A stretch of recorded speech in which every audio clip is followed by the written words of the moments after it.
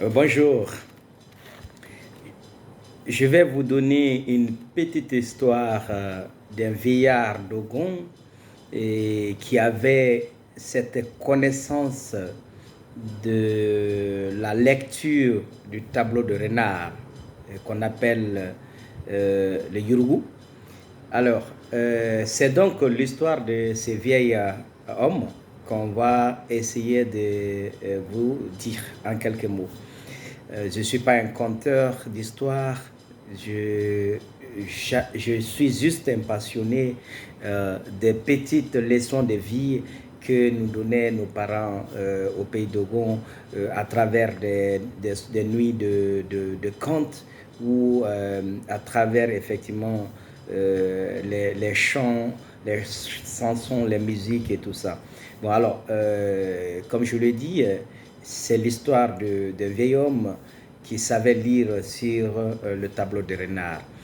Alors, et ce vieil homme, chaque jour, il partait dans les champs, il revenait et il narguait ses pères, donc les autres vieilles personnes avec qui il causait sous la case à palabres. Donc à chaque fois qu'il partait dans les brousses, effectivement, il posait, il traçait les tableaux pour effectivement pouvoir lire les messages que lui délivre un peu les traces de Yurugu. Alors, donc, et à chaque fois quand il revient, il se retrouve sous la case à palabre, il dit à à ses frères du village, et il dit, alors, avez-vous entendu, savez-vous ce qui va se passer dans quelques moments? Yurugu a dit ceci, Yurugu a dit cela, X va trépasser l'année prochaine, Y va avoir tel souci. Et il n'arrêtait pas de faire peur aux autres vieilles personnes du village. Alors c'est ainsi qu'un jour, il est parti lire son tableau de renard. Et lorsqu'il s'apprêtait à retourner chez lui, le Yurugu l'interpelle et puis lui dit, alors, vieil homme, est-ce que tu as bien regardé l'autre trace là, un peu, qui est de l'autre côté là? Alors, il se retourne, il regarde, il dit, oui, oui, j'ai bien lu, il n'y a aucun souci. Alors, le Yurugu lui dit, mais attention, je pense que de l'autre côté, tu n'as pas bien lu, quoi. Alors, le vieil homme retourne, il regarde et il dit, bon, Yurugu, je n'ai rien vu de spécifique. Alors, le Yurugu lui dit, mais attends, je vais te dire ce qui se passe alors. Vieil homme, ce qui se passe ici, c'est très, très, très dangereux. Le message qui est là, c'est pas du tout bon. C'est pas une très bonne nouvelle. Alors le vieil homme lui dit, mais oui, Yurugu, mais dis-moi, qu'est-ce qui se passe? Vas-y. Et alors Yurugu lui dit, mais vieil homme, vraiment c'est grave. Parce que les traces qui sont là avec les bâtonnets qui sont ici, dans cette case précise, indiquent que malheureusement, toi, vieil homme, tu vas mourir cette année. Et moi aussi, Yurugu, je vais mourir cette année. Alors, mais étonné, à la rigueur, effrayé même, le vieil homme lui dit, mais Yurugu, mais comment c'est possible ça? Alors, Yurugu dit, oui, oui, c'est la réalité. Malheureusement, c'est comme ça, c'est la prédiction de ce matin. Il n'y a rien à faire. Malheureusement, c'est ta dernière année et moi, je vais mourir aussi cette année. Mais le vieil homme lui dit, mais Yurugu, il n'y a pas un médicament ou des sacrifices à faire pour que cela ne se réalise pas? Yurugu lui dit, mais oui, mais il peut y en exister, mais c'est quand même difficile. Je dis, attends, mais Yurugu, il n'y a pas de choses difficiles pour ça.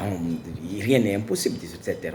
On va tout trouver. Dis-moi simplement, qu'est-ce qu'il faut faire pour que tu ne meurs pas, pour que moi, je puisse voilà, rester. Alors Yurugu lui dit, viens, homme, écoute-moi. Tu sais, cette année, à la première pluie, lorsque arriveront les toutes premières pluies de cette saison pluvieuse, il faudrait que tu sois présent dans le bosquet, dans la brousse ici, sous ma tanière, sous mon trou où je dors.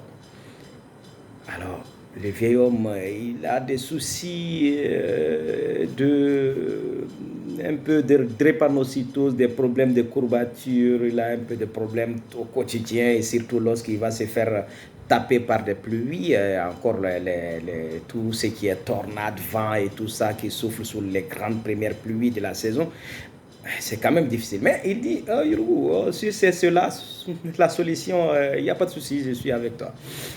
Je serai là et puis voilà, on verra. Alors il retourne chez lui, cette fois-ci, il ne part pas trop dire, faire son petit malin sous la casa palable. Il reste tranquille chez lui et attend que les premières pluies se préparent. Alors, lorsque les premières pluies s'est préparées, il s'est rappelé effectivement de prédictions de Hirogu et il a pris ses affaires, il est rentré dans la brousse, dans la bosquet là-bas, dans le bosquet où se trouvait effectivement le Hirogu. Alors, il s'est assis devant le trou où se trouvait le Hirogu et puis il attend maintenant que la pluie tombe. Alors, voilà, et soudainement, il commence à pleuvoir, le vent tape par-ci, l'eau se déverse, les torrents coulent par-ci, par-là. Et à un moment donné, il s'est trouvé qu'à côté, il y a aussi une autre tanière, il y a un trou où effectivement était logé un serpent bois.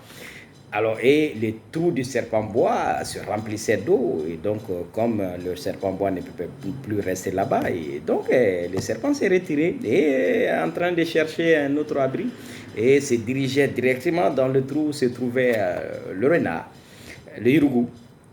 Et le vieil homme a compris qu'attention, mais si, là c'est la maison de hirougou, le serpent ne peut pas y aller, sinon il va le tuer. Alors donc le vieil homme s'est levé, il s'est battu contre le serpent, il a tué le serpent. Et il est resté devant le trou et puis il a attendu que la pluie s'arrête. Et après, une fois que la pluie s'est arrêtée, il est sorti et le Uruguay est sorti aussi, ils se sont salués, après il est retourné à la maison. Et quand il est reparti chez lui à la maison, effectivement, il a trouvé que sa maison à lui s'était complètement écroulée, était tombée sous la violence des premières pluies. Et voilà. Donc, voilà un peu l'histoire. Et ce qui s'est passé, c'est qu'en réalité, si le vieil homme était resté chez lui, et la maison allait tomber sur lui, il allait mourir. Et aussi, s'il n'était pas parti dans la brousse, le serpent boa allait sortir de son trou et se mettre dans le trou de Yurugu et allait effectivement avaler les Yurugu, tuer les Yurugu. Et donc voilà un peu l'histoire. Voilà, donc c'est un peu cela. La leçon qu'il faut retenir, c'est que dans la vie, dans toute chose, il y a des explications et que dans la vie, tous nos sorts sont liés, nos destins sont liés, plus ou moins, et que nous devons fortement faire attention avec tout ce qui nous entoure, voilà, dans nos actions au quotidien.